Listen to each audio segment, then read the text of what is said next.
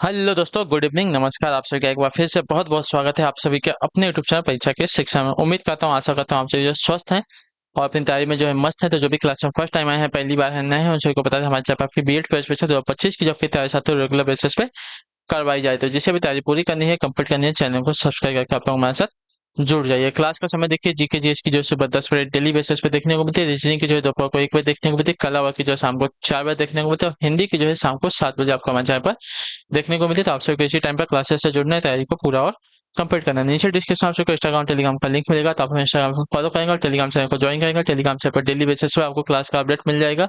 बाकी जो अपडेट है एग्जाम के रिलेटेड आपको जो है टेलीग्राम चैनल के माध्यम से मिलेगा, तो आपको जो है टेलीग्राम चैनल ज्वाइन करके रखना है। ठीक है, तो चलिए क्लास स्टार्ट करते हैं, देरी नहीं करेंगे। और स्टार्ट करने से पहले जिसने अभी तक देखिए क्लास को लाइक नहीं किया तो क्लास को लाइक करेंगे। जिसने अभी तक चैनल को सब्सक्राइब नहीं किया वो लोग जो है चैनल को सब्सक्राइब कर लीजिएगा। ठीक है, और जो एक एक क्वेश्चन आपके एग्जाम के लिए बहुत ही इंपॉर्टेंट है, तो ध्यान से एक एक क्वेश्चन को देख के उत्तर देने की कोशिश करते हुए, समझते हुए आगे बढ़ेंगे। ठीक है, चलिए पहला क्वेश्चन, जो इंद्रियों की पहुंच से बाहर हो इसके लिए एक शब्द क्या हो? बताइए, जो इंद्रियों की पहुंच से बाहर हो इसके लिए एक शब्द क्या होगा? तो इसके लिए हो जाएगा अति इंद्रिय। ठीक है, इनमें से कोई नहीं। जो इंद्रियों की पहुंच से बाहर होता है उसको कहा जाता है अति इंद्रिय। क्लियर है? जो इंद्रियों की पहुंच से बाहर होता है उसको कहा जाता है अति इंद्रिय। तो अति इंद्रिय कहीं पे भी नहीं दिएगा, ऑप्शन नंबर जो डी दिएगा आपका राइट आंसर होगा। ठीक है, कोई भी विकल्प सही नहीं है। अगला क्वेश्चन आपका है 77 नंबर। किस वाक्य में स्थानवाचक क्रिया विशेषण है? आप यहाँ बैठिए, आप यहाँ बैठिए। ऑप्शन नंबर ए में आपका जो है यहाँ शब्द जो है आपका स्थानवाचक क्रिया विशेषण है। ठीक है, चलिए 78 78 नंबर। हिंदी भाषा के विकास का सही अनुक्रम कौन सा है? बताइए, हिंदी भाषा के विकास का सही अनुक्रम कौन सा है? तो हिंदी भाषा के सही विकास का आपका है पाली, प्राकृत, अपभ्रंश। हिंदी, ठीक है, पाली से प्राकृत, प्राकृत से अपभ्रंश, अपभ्रंश से हिंदी। ठीक है, तो हिंदी भाषा का विकास का सही अनुक्रम जो दिया गया ऑप्शन नंबर ए आपका राइट आंसर होगा। ठीक, क्लियर होगा इसके बारे में? पाली, प्राकृत, अपभ्रंश और हिंदी। अगला क्वेश्चन आपका है 79। उत्तर देने की कोशिश करेंगे, सही उत्तर का देगा। पूछा गया आपका निम्नलिखित में से कौन सा शब्द आपका व्यक्तिवाचक संज्ञा नहीं है? हिमालय पर्वत का नाम है, रामायण पुस्तक का नाम है, गंगा नदी का नाम है, पहाड़ आपका व्यक्तिवाचक संज्ञा का उदाहरण नहीं है। ठीक है, ये आपका जो है पहाड़ है ना, तो पहाड़ बोलते हैं किसको? जातिवाचक संज्ञा में आ जाएगा। ठीक, चलिए अगले क्वेश्चन की तरफ बढ़ेंगे। आपका है 80 नंबर है। किस विकल्प के सभी पद परस्पर पर्यायवाची है? बताइए, किस विकल्प के सभी पद आपके, तो सभी शब्द आपके परस्पर पर्यायवाची हैं। ठीक है,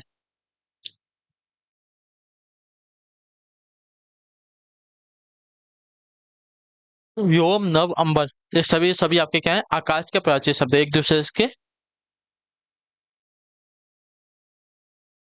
दूसरे के परस्पर क्या है? पर्यायवाची शब्द है। ठीक है, क्लियर हो गया इसका? व्योम नभ अंबर, ये सभी शब्द आपके परस्पर क्या है? पर्यायवाची है। अगले क्वेश्चन की तरफ बढ़ेंगे। आपका 81 81 नंबर। होश बिंदु चुग रही हंसनी, उनको मोटी जान, उपयुक्त पंक्ति में कौन सा अलंकार है? तो यहाँ आपका अलंकार लगेगा साथियों भ्रांतिमान अलंकार। ठीक है, ऑप्शन नंबर जो सी दिया गया साथियों आपका राइट आंसर होगा। होश बिंदु चग रही हंसनी, उनको मोती जान, यहाँ आपका ब्रह्मवंश। होश बिंदु बिंदुओं को जो है मोती समझ लिया जाने के कारण आपका भ्रांतिमान अलंकार लगा। ठीक है, ओस की बिंदुओं को जो है मोती समझ लेने के लिए। ठीक है, तो भ्रति हो रही है ना, तो यहाँ पे भ्रांतिमान अलंकार हो जाएगा। ठीक है, अगले क्वेश्चन की तरफ बढ़ेगा। आपका 82 82 नंबर। कौन सा विलोम युग्म आपका सही नहीं है? तो देखिए, कौन सा विलोम युग्म आपका सही नहीं है? तो आपका आपत्ति का विपत्ति, ऑप्शन नंबर जो बी दिया गया आपका राइट आंसर होगा। आपत्ति का विपत्ति सही विलोम युग्म नहीं है, ये आपके समानार्थी शब्द हैं। ठीक है, अगले क्वेश्चन की तरफ बढ़ेंगे। आपका है 83 83 नंबर है। छंद के चतुर्थांश को क्या कहते हैं? छंद के चतुर्थांश को क्या कहते हैं? तो छंद के चतुर्थांश को चरण कहते हैं। ठीक है, ऑप्शन नंबर जो ए दिया गया आपका राइट आंसर होगा। छंद के चतुर्थांश को चरण कहते हैं। क्लियर सभी को? अगले क्वेश्चन की तरफ बढ़ेंगे। आपका है 84 84 नंबर। वियोग श्रृंगार की स्थिति नहीं है, कौन सी? बताइए, वियोग श्रृंगार की स्थिति कौन सी नहीं है? तो आपका मिलन, मिलन जो आपके वियोग श्रृंगार की स्थिति नहीं है, तो ऑप्शन नंबर बी आपका राइट आंसर होगा। क्लियर सभी को इसके बारे में? प्रवास, पूर्व राग, मान, ये सभी आपके वियोग श्रृंगार की स्थिति हैं, लेकिन मिलन इसमें शामिल नहीं है। 85 में सियाराम स्वरूप अगाध अनुप विलोचन मिनन को जलू है, श्रुति राम कथा मुख राम को नामू, ये पुनि राम ही को थलू है। उपयुक्त पंक्ति में कौन सा अलंकार है?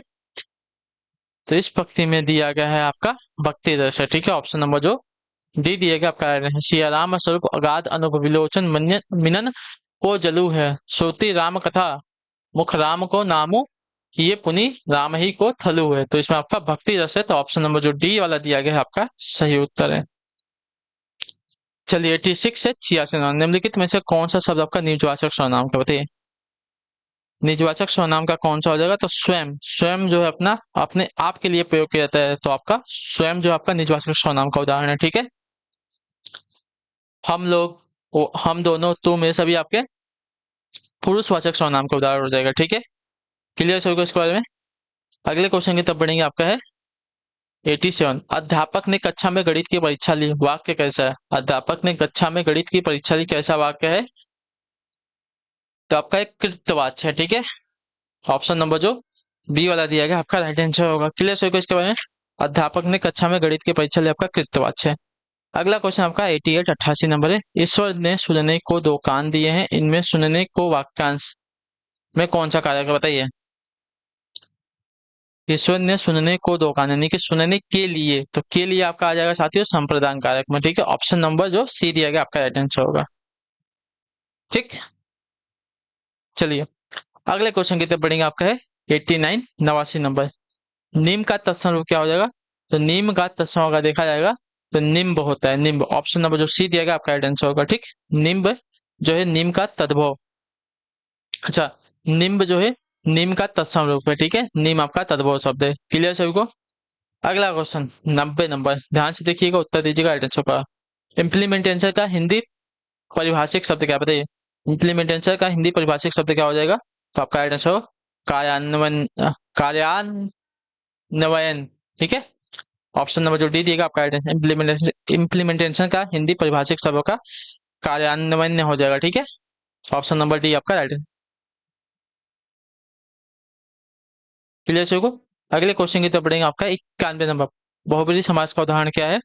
तो बहुब्रीहि समास का उदाहरण अगर देखा जाएगा साथियों, तो त्रिफला है, चक्रधर, चक्रधर आपका जो है बहुब्रीहि समास हो जाएगा। यहाँ पे तीसरा पद प्रधान चक्र, यानी कि चक्र को धारण करने वाला श्री कृष्ण, तो यहाँ पे बहुब्रीहि समास है। ठीक है, तीसरा पद प्रधान होता है बहुब्रीहि समास में। चलिए 92 है 92 नंबर, करदम का प्रयोजी क्या बताइए? करदम, करदम का प्रयोजी शब्द क्या हो जाएगा? तो करदम का प्रयोजी शब्द का हो जाएगा साथियों किच। ठीक है, कीचड़, पंख, गारा, ये सभी भी आपके जो है करदम यानी कि कीचड़ के प्रवासी शब्द। अगला क्वेश्चन आपका है 93 93 नंबर, ध्यान से देख के उत्तर देने की कोशिश करेंगे। राइट आंसर हो जाएगा सकैचर्य शब्द में कौन सी संधि है? सकैचर्य शब्द में कौन सी शब्द है? सक ऐश्वर्य। ठीक है, तो यहाँ पे सक ऐश्वर्य की बात करेंगे तो सखी प्लस ऐश्वर्य दिया गया है ना, तो इसमें आपकी जो है साथियों यड़ संधि लगी है। ठीक है, ऑप्शन नंबर जो बी दिया गया आपका राइट आंसर है। यहाँ पे बड़ी के बाद आपका ए आया है और आपका परिवर्तित हो गया साथियों वो यम है। ठीक है, तो आपका हो जाएगा साथियों क्या? यड़ संधि। ठीक है, क्लियर हो गया इसको? सख सख सखैश्वर्य में आपका यड़ संधि लगा है। अगले क्वेश्चन की तरफ बढ़ेंगे। आपका है 94 नंबर, व्याकरण जानने वाला वाक्य के लिए एक शब्द क्या होगा? तो जो व्याकरण जानता है उसको क्या कहते हैं? तो उसको व्याकरण कहते हैं। ठीक है, जो व्याकरण जानता है उसको व्याकरण कहते हैं, तो ऑप्शन नंबर जो सी दिया गया साथी आपका राइट आंसर होगा। अगले क्वेश्चन की तरफ बढ़ेंगे। आपका 95 नंबर, सरकार शब्द में कौन सा उपसर्ग है? तो सरकार में अगर देखा जाएगा उपसर्ग बात कर रहा है, उपसर्ग यानी कि शब्द के स्टार्टिंग में आपका कौन सा उपसर्ग लगा है? तो सर यहाँ पे उपसर्ग लगा। ठीक है, सर आपका उपसर्ग है सरकार शब्द में, तो ऑप्शन नंबर जो बी दिया गया साथी आपका राइट आंसर होगा। ठीक है, क्लियर सभी को? चलिए अगले क्वेश्चन की तरफ बढ़ेंगे। 96 नंबर, ध्यान से देखिएगा, उत्तर दीजिएगा राइट आंसर क्या हो जाएगा। क्या दिया गया है? निम्न में तालब्य ध्वनि कौन सी बताइए? तालब्य ध्वनि की बात कर रहे हैं तो तालब्य ध्वनि अगर देखा जाएगा तो स, ठीक है, ये वाला स आपका तालब्य ध्वनि में आता है, तो ऑप्शन नंबर जो सी दिया गया साथियों आपका सही उत्तर है। ठीक है, क्लियर सभी को यहाँ तक, हाँ या ना? चलिए अगले क्वेश्चन की तरफ बढ़े। 97 किस शब्द की संधि गलत है? ठीक है, किस शब्द की संधि गलत है? तो यहाँ पे आपका राइट आंसर होगा नवधन उड़ा। नवोड़ा की संधि आपकी जो दी गई है यहाँ पे गलत है। ठीक है, अतः धन एव अतएव हो गया, मम धन इतर आपका ममेतर हो गया, अच्छा धन उहिनी अच्छोहिणी हो गया, नवधन उड़ा नवोड़ा दिया गया है, गलत है। ठीक है,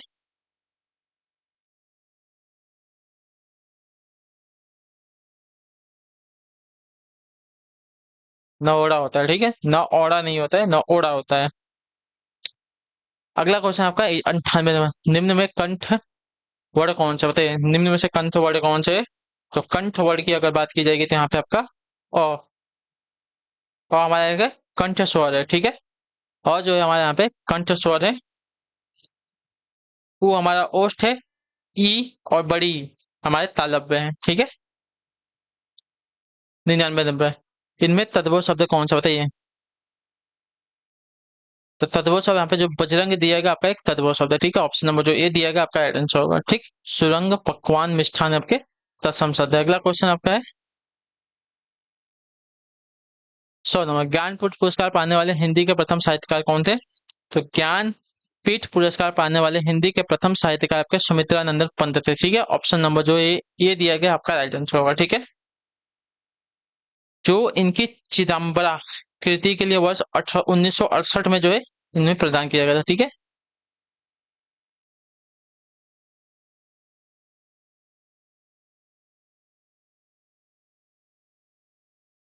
ठीक है, तो इसी के साथ आपकी जो क्लास है आज की यहीं पे पूरी होती है, कंप्लीट होती है। आई होप कि आपको क्लास जो अच्छी लगी है, पसंद है तो क्लास को लाइक कर दीजिएगा, चैनल पर पहली बार है तो चैनल को सब्सक्राइब कर दीजिएगा। ठीक है, तो हम आपसे मिलते हैं आपकी अगली क्लास में, तब तक के लिए टाटा बाय बाय, जय हिंद जय भारत। आपसे क्लास से जुड़ने के लिए बहुत बहुत ही धन्यवाद साथियों, और अपना फीडबैक नीचे क्लास का शेयर कर दीजिएगा। ठीक।